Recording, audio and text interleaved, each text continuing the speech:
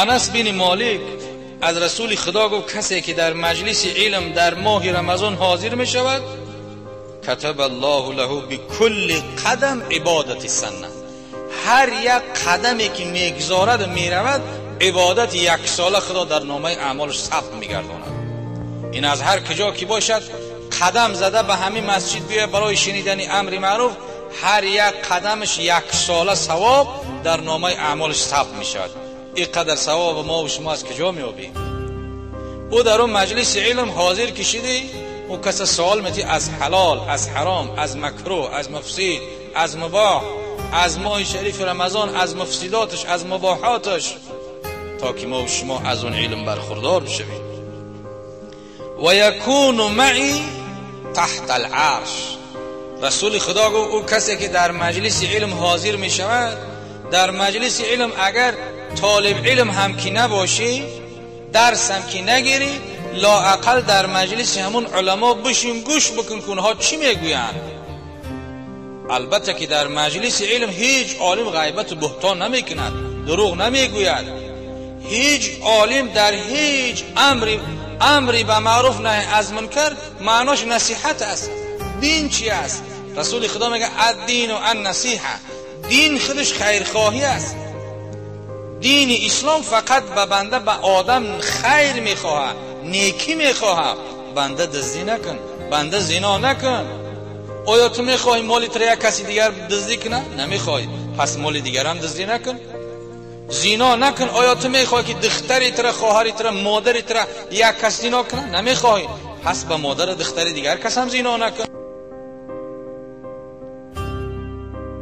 خبرکشی کنه و بلا نخواه. الدین و النصیحه، رسول خدا فرمود که دین خیرخواهی است. دین فقط با انسان، با آدم خیر میخواهد، نیکی میخواهد، بدی نمیخواهد. پیغمبر گفت که او بنده که در مجلس علم حاضر میشود هر یک قدمش در یک سال ثواب است، با همراهی من در زیر عرش است.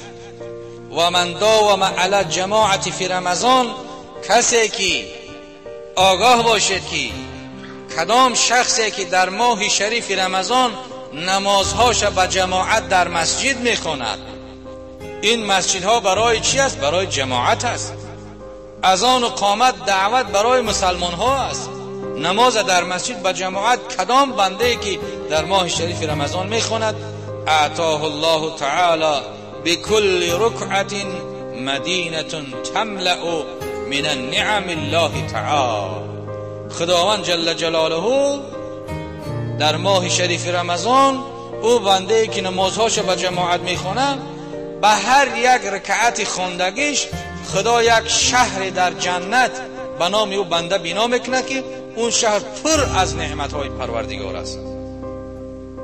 و من بر والدیه فی رمضان، کسی که نیکویی کند، خشنود بگرداند پدر و مادرش را در ماه شریف رمضان، ینال نظر الله تعالی بالرحمه، اون نایل می شود، سزاوار می شود نظر پروردگار را به رحمت. کسی که پدر و مادرش در ماه شریف رمضان خشنود بسازد، خدا به نظر رحمت به او بنده نگاه میکند. خداوند به نظر رحمت به بنده وقتی که نظر افکن، او بنده چی می شود؟